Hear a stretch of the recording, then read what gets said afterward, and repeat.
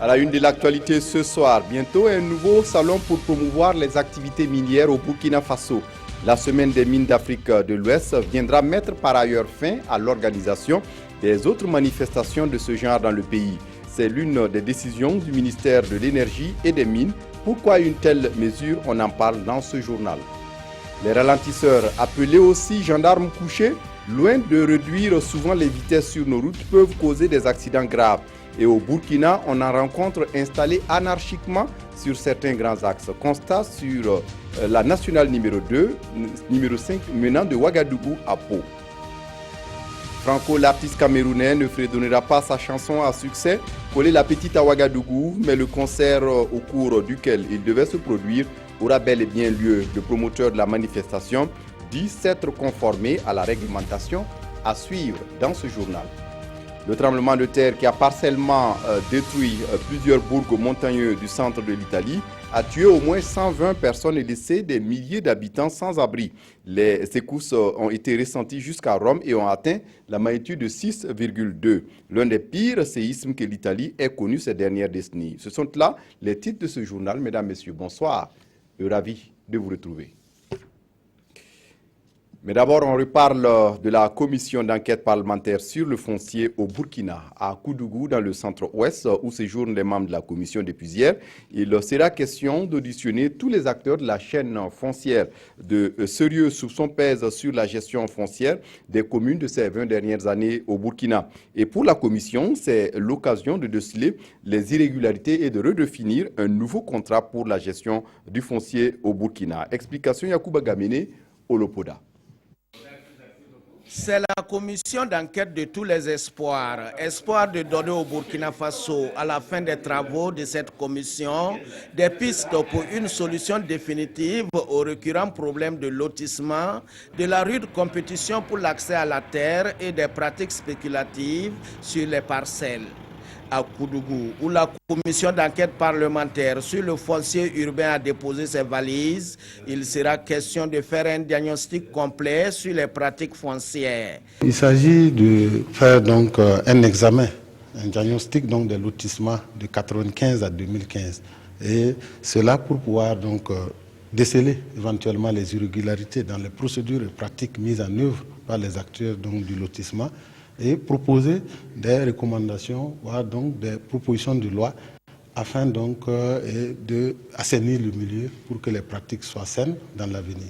La question du foncier est au cœur de l'actualité nationale. C'est pourquoi les députés de la 7e législature ont choisi de mettre au cœur de l'action la bonne gouvernance. Et cette investigation parlementaire va consister à auditionner tous les acteurs de la chaîne foncière. Nous allons également faire des sorties terrain pour voir exactement donc, comment ça se passe. Nous avons aussi l'ensemble donc, de la documentation qui est là.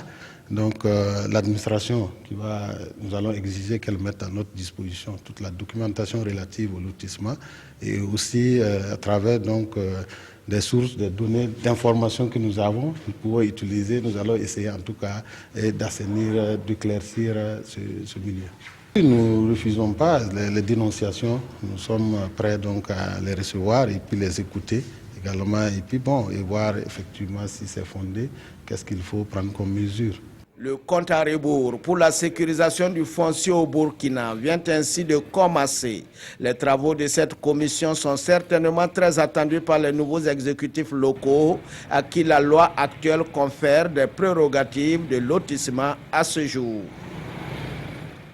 Je vous le disais en titre, une nouvelle manifestation pour promouvoir les activités minières au Burkina. C'est la semaine des activités minières d'Afrique de l'Ouest qui se tient pour la première fois le 22 septembre prochain. C'est un projet porté par le ministère en charge de l'énergie et des mines, le ministère qui interdit désormais la tenue des autres activités similaires organisées soit par le public ou le privé. On en parle avec Moussa Ouedraogo et Ismaël Sirima. Nouveau cadre de promotion du secteur minier. La semaine des activités minières en Afrique de l'Ouest, Samao, va se dérouler du 22 au 24 septembre 2016. Selon le comité d'organisation, environ 500 personnes sont attendues. Il sera question de voir comment diversifier le secteur minier burkinabé et de mettre en contact les investisseurs nationaux et internationaux. Ces manifestations sont faites pour regrouper des gens qui ont des intérêts et qui se recoupent. C'est ça qui est important. Il y a des chercheurs, ceux qui font de la recherche, il y a ceux qui sont dans l'exploitation, mais il y a également les géoservices qui font des prestations. Désormais, c'est la SAMAO qui devrait être le seul cadre de promotion du secteur minier au Burkina Faso. Instituée par un décret ministériel, la SAMAO se veut une plateforme d'inclusion des opérateurs publics et privés pour faire du Burkina Faso un pôle minier. Pour un pays qui a peu de ressources, on ne peut pas se disperser de cette manière. Il vaut mieux avoir un seul événement bien organisé et que, effectivement, à partir de ce seul événement, le pays puisse rayonner. C'est ainsi que pour cette édition de 2016, les organisateurs de la SAMAO veulent échanger autour du thème « Secteur minier, enjeux et perspectives pour un développement durable du Burkina Faso ». Et puis le gouvernement burkinabé qui exprime sa compassion aux familles éplorées après l'incendie de Bobo Tulasso dans un dépôt illégal de carburant. Le gouvernement déplore les pertes en vue humaine et présente aux familles éplorées ses condoléances les plus attristées. Le gouvernement, par ailleurs, condamne fermement l'incident et rappelle à la population que la vente des produits inflammables est réglementée et que seuls les établissements dûment constitués et possédant une autorisation sont habilités à vendre du carburant sur l'étendue du territoire national. C'est une information diffusée par le service d'information du gouvernement. Désormais, les contrevenants aux textes et conventions interdisant la consommation de la cigarette en public au Burkina se verront appliquer la rigueur de la loi. Un comité vient d'être mis en place ce matin à Ouagadougou pour traquer les fautifs. Sitôt installé pas de temps à perdre pour le comité qui vient tenir sa première session. De quoi a-t-il été question? Élément de réponse avec Salif Belem et Estelle Judith Assogba. Plus de 6 millions de personnes meurent chaque année suite aux méfaits du tabagisme. Ce chiffre pourrait atteindre 8 millions d'ici à 2030 avec la consommation accrue de ce stupéfiant dans les pays en voie de développement sous l'effet du marketing offensif de l'industrie du tabac selon l'OMS. Un constat amer qui interpelle tous. C'est ainsi qu'au Burkina Faso, un comité national anti-tabac vient d'être installé. Ce dit comité est composé de personnes aux ressources en matière de lutte anti-tabac et de la société civile. Il va user de toutes ses forces pour l'application effective des textes et lois qui ont été adoptés en la matière. Cet arrêté connaît vraiment une mise en œuvre difficile parce qu'il est demandé à l'industrie du tabac au Burkina Faso de mettre des images sur les paquets de cigarettes pour contribuer à sensibiliser la population sur les dangers liés à la consommation du tabac. Et cet arrêté devait rentrer en vigueur depuis le 7 avril 2016. Les sujets jeunes de 25 à 34 ans sont les plus touchés avec une prévalence de 32%. Le comité en est conscient et s'engage à mener une lutte ardue au niveau de cette frange de la population. À ce point aussi, il y a un décret qui attend d'être adopté parce qu'il faut définir les points de vente de cigarettes. Et même dans la réglementation, il est interdit de faire la publicité, mais on constate que tout cela n'est pas respecté. Ce comité a un mandat de 3 ans pour réussir sa mission. Pour ce faire, il sollicite le concours de toute la population, d'autant plus que la lutte contre le tabac est un combat de longue haleine. On s'arrête sur ce phénomène qui n'est pas sans conséquences sur la sécurité dans la circulation au Burkina. Ces ralentisseurs communément appelés gendarmes couchés, souvent anarchiques et non réglementaires, parfois loin de réduire les vitesses sur les grandes voies notamment, ces ralentisseurs peuvent être à l'origine d'accidents graves. Constat sur la nationale numéro 5, menant de Ouagadougou à Pau avec Konsoum Koulibaly et Omar Zombré. Ces lambeaux de tissu flottant au gré du vent et accrochés à ces poteaux en bois signalent la présence imminente d'un ralentisseur de fabrication artisanale. Nous sommes sur l'axe Ouagadougou-Manga à l'entrée du village de Guiba. Ici, à Gouaquin, toujours sur le même axe, les usagers de la route peuvent s'estimer un peu plus chanceux d'être avertis par ces panneaux grossièrement faits à la main, à l'image des ralentisseurs qu'ils signalent. On a constaté que l'accès de vitesse, ça tuait beaucoup de gens. Et donc on a eu l'idée de faire les ralentisseurs. Parce que la mairie nous a assumé qu'ils n'ont pas d'abord les moyens pour mettre en place les ralentisseurs. Ces ralentisseurs, communément appelés gendarmes couchés non réglementaires, constituent des obstacles majeurs pour certains conducteurs. Celui-ci est obligé de contourner ce dos d'âne en passant par le bas-côté du bitume. Une situation qui n'émeut ni n'inquiète en rien les auteurs de ces ralentisseurs de fortune. Pour eux, l'objectif étant de limiter les excès de vitesse en agglomération et pour cela, tous les moyens sont bons. Les accidents, même en n'étant pas au bord de la voie, et en circulant à 20 km à l'heure, on peut commettre un accident. Là, j'ai dit, c'est à eux de sensibiliser les membres de la famille comment traverser la voie. Vous allez voir devant, il y a une seule habitation, le gars met un gendarme couché. Il a une boutique où il vend l'essence, c'est un gendarme couché. Vous allez voir, il y a certains véhicules là, sont obligés de prendre le long du gendarme couché. Ils sont obligés de faire un S comme ça pour repartir. Je dis que sur la route là, il y a trop de gendarmes couchés, c'est pas bon. La construction des ralentisseurs obéit pourtant à certaines règles et ne relève aucunement du ressort des habitants riverains des routes nationales ou départementales. Et ce n'est pas bien que les populations elles-mêmes décident d'ériger des ralentisseurs à leur village. C'est extrêmement dangereux parce qu'ils n'ont jamais respecté la norme. Pire, quand vous voyez, là où c'est fait en terre, c'est des gros blocs de moellons qui sont enfouis en dessous. Et quand vous passez avec votre petit véhicule, vous risquez de casser le carter. Ils n'ont même pas la possibilité de faire la signalisation adéquate pour prévenir l'usager qu'il y a un danger devant. C'est pour cela qu'il va falloir qu'on revoie ensemble comment faire en sorte que la sécurité des riverains soit assurée sans compromettre la fluidité du trafic sur nos routes. Ces gendarmes couchés artisanaux qui poussent comme par miracle du jour au lendemain ne sont pas sans danger. Ils sont souvent à l'origine d'accidents bénins ou mortels. Alors, pour éviter cela, les autorités communales et administratives invitent tous les villageois ou riverains à leur signaler la présence de lieux fortement accidentogènes afin que des dispositions adéquates soient prises. Dans l'actualité ce soir, ce portrait d'un autodidacte, Kwari Chombiano, c'est son nom, a appris la mécanique moto sur le tas. Aujourd'hui, il a ouvert un centre de formation à Fadane Gourmand où il exerce.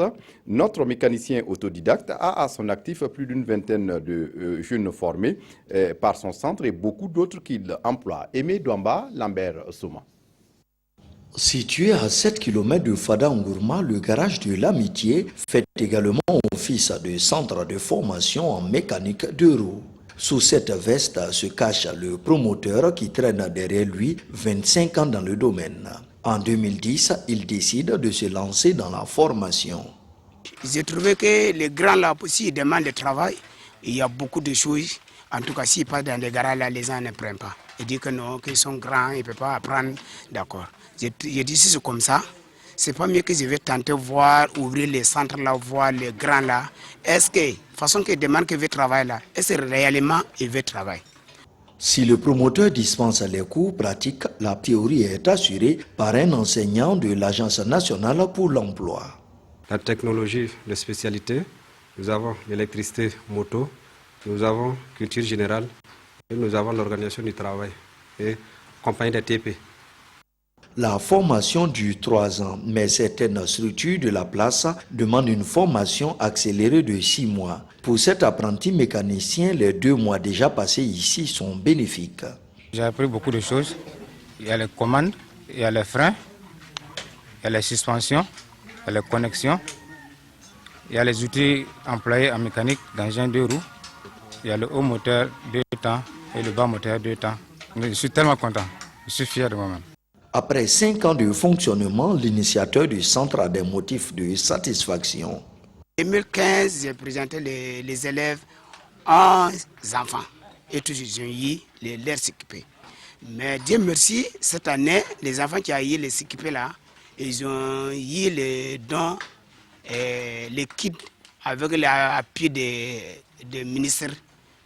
Avec 20 anciens pensionnaires installés à leur propre compte, le promoteur veut continuer sa lutte contre le chômage des jeunes. Aujourd'hui, moi, je demande, Dieu n'a qu'à me donner longue vie. Je veux former les enfants que je ne peux pas compter les nombres. C'est ça que moi, je veux. Enregistré au niveau du registre du commerce et possédant un numéro IFU, Kwari Tombiano a pour prochain objectif d'acquérir un titre foncier pour son centre situé dans une zone non encore viabilisée. En religion, à Dédougou, dans le Mouhoun, les femmes de l'Alliance chrétienne de la sous-région discutent autour de l'amour, l'unité et l'émancipation de la femme. Une rencontre qui regroupe plus de 1200 participantes et va durer une semaine. Karim Ouedraogo, Paul Sawadou. Cette rencontre sous-régionale de l'Union panafricaine des femmes de l'Alliance chrétienne vise à promouvoir l'émergence de la femme africaine en plus des aspects spirituels. Pendant une semaine, plusieurs communications seront enseignées aux participantes et les organisateurs attendent beaucoup des congressistes. Nous allons miser sur l'amour, sur l'humilité, sur l'unité pour que nous puissions être outillés pour évangéliser, pour porter Christ à toutes les nations. Et puis aussi, nous voulons sensibiliser les femmes à ce que nous puissions nous préparer parce que nous voyons que c'est les derniers temps. Beaucoup de signes en tout cas nous prouvent que la fin du monde approche. Et aussi toutes ces choses, nous avons besoin d'être victorieux. Voilà pourquoi nous avons aussi pris le combat spirituel. Et nous pensons vraiment qu'au sortir de ce congrès, nous serons bien outillés pour mener le combat spirituel. Le gouvernement burkinabé salue cette initiative qui constitue une opportunité d'échange sur des thèmes d'importance capitale. Il s'agit des lieux où on parle de paix, la concorde, de l'émancipation, du développement holistique, comme dirait l'autre. Et nul doute que cela va impacter positivement les femmes du Burkina. Et si les femmes du Burkina sont impactées positivement, ça ne peut que réjouir le cœur du gouvernement de Burkina Faso. Ce congrès réunit plus de 1200 participantes venues du Bénin, du Mali, du Sénégal, de la Guinée-Conakry, de la Côte d'Ivoire et du Burkina. À Ouagadougou également, les jeunes adeptes du Centre international d'évangélisation se sont retrouvés ce 23 août pour leur 10e université des jeunes. La rencontre est fortement imprégnée par les questions religieuses, mais ces jeunes n'oublieront pas de parler d'incivisme et d'extrémisme violent. Le film de la cérémonie d'ouverture avec Olopoda. Fanfare, chorale, adoration et prédication sont les temps forts qui ont marqué l'ouverture de cette 10e édition des universités des jeunes. Placé sous le thème « Vivre et marcher sous le ciel de la faveur divine », le mouvement des jeunes du Centre international d'évangélisation veut apporter sa touche dans la lutte contre l'extrémisme violent dans le monde et l'incivisme grandissant au Burkina. L'initiative est louable et elle a été instituée par notre père spirituel, le pasteur Mamadou Philippe Karambiri, qui a jugé nécessaire de pouvoir réunir les enfants du Centre international d'évangélisation chaque année pour pouvoir communier ensemble, pour pouvoir se connaître encore davantage et pour pouvoir approfondir leur relation avec Dieu, avec leur Créateur. Construire avec les jeunes un monde meilleur en leur faisant connaître leur destinée spirituelle, l'objectif est affiché. Et le pasteur Mahamadou Karambiri d'appeler ces jeunes à mieux communiquer avec Dieu pour relever les défis du moment, notamment ceux relatifs à la question de l'emploi. Les universités des jeunes qui viennent ainsi d'ouvrir leurs portes vont offrir durant 5 jours l'occasion aux participants de renforcer leurs connaissances spirituelles en vue de mieux impacter un plus grand nombre de jeunes pour un Burkina de paix.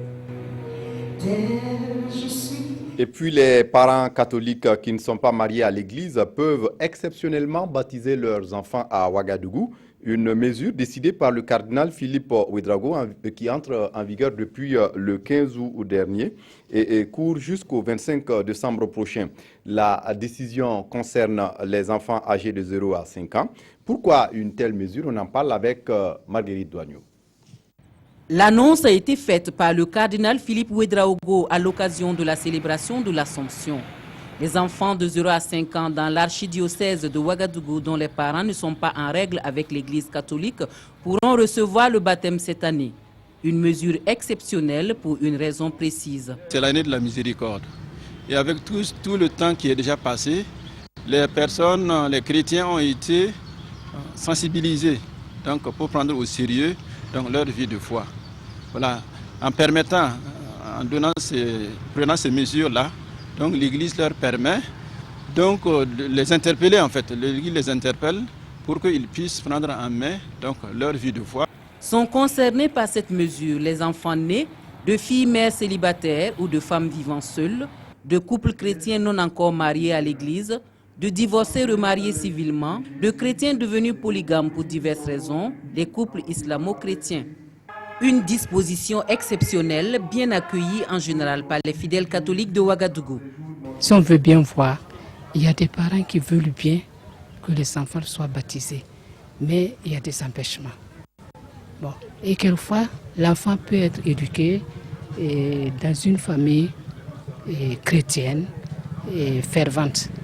Mais à cause de ça, l'enfant, c'est un frein pour l'enfant. L'enfant ne peut pas avoir accès au baptême. Mais je pense vraiment que ça a été une bonne décision. Comme nous le disons, les enfants sont des anges. Mais depuis Adam et Ève que le péché d'origine est rentré, bon, donc ce péché nous a tous affectés.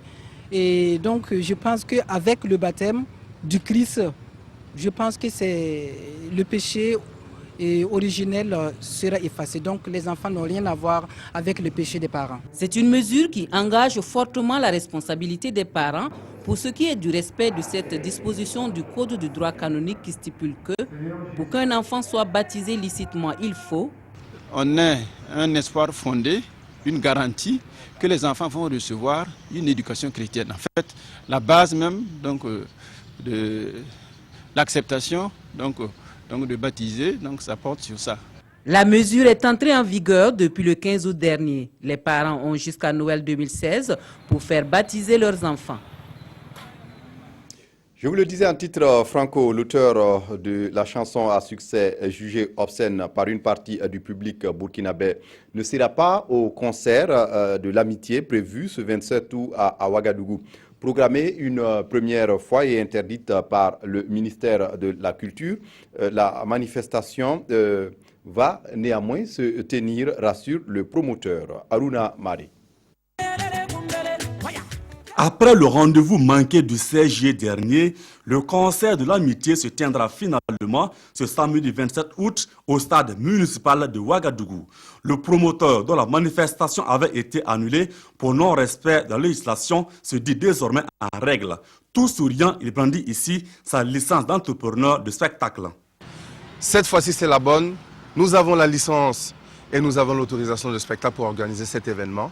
Donc voilà, on est conforme à la loi aujourd'hui. En tête d'affiche, Sidiki Diabaté, Shadow Chris, Debordo Likoufa, le grand Zougna Zagamda, Imilo, le chanceux, Greg le Bourkinbila et Malika la slameuse.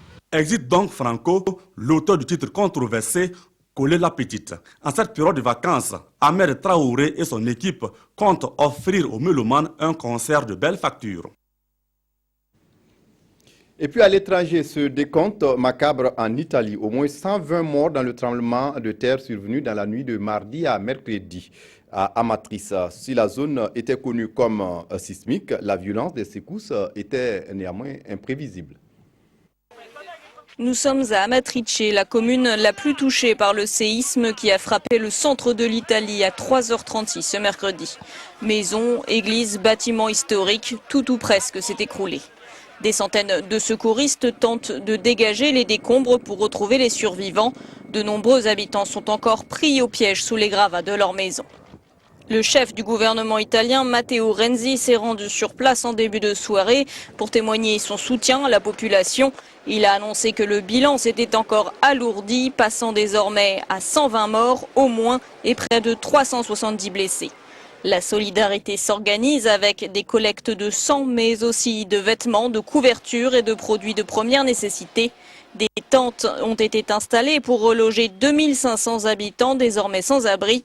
Le séisme a détruit en grande partie 3 villages dans une région montagneuse au nord-est de Rome, Pescara del Tronto, Amatrice et Accumoli, des cités médiévales très prisées des touristes en cette saison.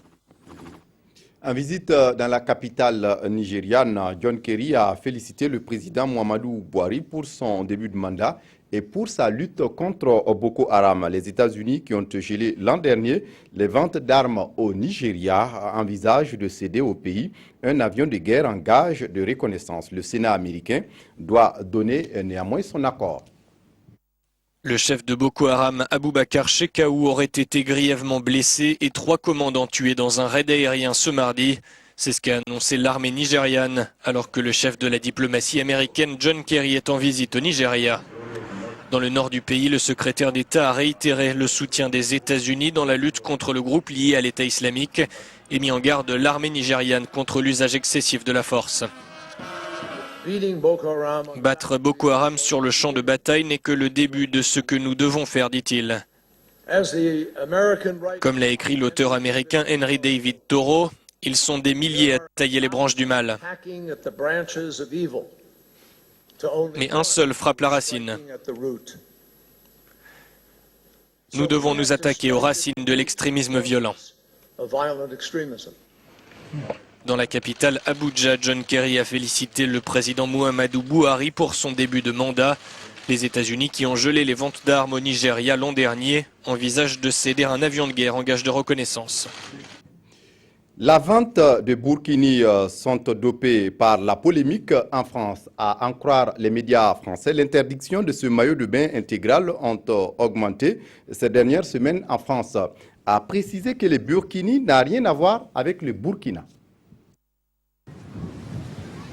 La polémique en France autour de l'interdiction du burkini par plusieurs mairies contribue à doper les ventes de la tenue de bain islamique. C'est en tout cas ce qu'affirme sa créatrice australienne d'origine libanaise, Aïda Zanetti. Sur la seule journée de dimanche, elle a reçu 60 commandes, 6 fois plus qu'un dimanche ordinaire. Ça m'a fait un bien fou financièrement. Nos ventes ne cessent d'augmenter. Et le fait qu'ils interdisent le burkini, qu'ils le rejettent, ne veut pas dire que les femmes vont arrêter de le porter. Nous avons permis aux femmes d'accéder à un mode de vie qu'elles n'avaient jamais eu. Pensez-vous vraiment que les femmes vont écouter ce que dit un homme? Nous sommes des femmes, nous savons ce qui est bon pour nous. Si elle a conçu le burkini il y a 10 ans comme un outil d'intégration permettant aux femmes musulmanes pratiquantes de profiter de la plage, Aïda Zanetti réalise aujourd'hui 40% de ses ventes auprès de femmes non musulmanes, essentiellement des victimes de cancer du sein, qui lui ont récemment manifesté leur soutien. On referme ce journal avec la revue de presse des quotidiens de ce mercredi. Les journaux nous sont feuilletés par Abdourahmane Zongo. Sidoya attiré tombe à la renverse et braque ses radars sur le comportement pour le moins intriguant, voire impossible, d'un jeune marié de 25 ans, père d'un enfant, et auteur du viol d'un garçon de 13 ans, Fada. Le stratagème du violeur est la danse, selon le quotidien d'État, car ce dernier est un parfait imitateur de Michael Jackson. Le journal se félicite finalement, car le danseur violeur est interpellé par la gendarmerie, qui par ailleurs demande aux parents de renforcer ou d'accélérer la cadence de la vigilance sur les fréquentations de leur progéniture. Dans la même veine, la gardienne de la paix et de la sécurité, la gendarmerie cela s'entend, révèle les éditions Le Pays, tire la sonnette d'alarme, stop à la pédophilie. Selon le message des Pandores, publié par notre confrère, le réseau social Facebook est devenu un canal privilégié des prédateurs d'enfants et des mineurs. Aidez-nous à vous aider, prie la gendarmerie, en dénonçant et partageant toute information utile, mais également en veillant d'un côté sur l'usage des réseaux sociaux et Internet par les enfants et de l'autre côté sur la liste de leurs amis. Autre actualité, mauvais temps pour les journalistes s'offusque notre temps. La presse était en mauvaise presse, enfin presque, à la CAMEG, qui le lui a signifié ce 23 août. La CAMEG, explique le journal, est secouée par une crise qui divise ses propres délégués, dont certains justement se trompent de guerre et d'adversaires et livrent un clash avec les hommes de médias. Affecté initialement pour le sport hippique, l'hippodrome de Nonsin s'indigne l'observateur et transformé en garage et parking des camions. Merci de votre attention. Très bonne suite de programmes sur la RTB. Au revoir.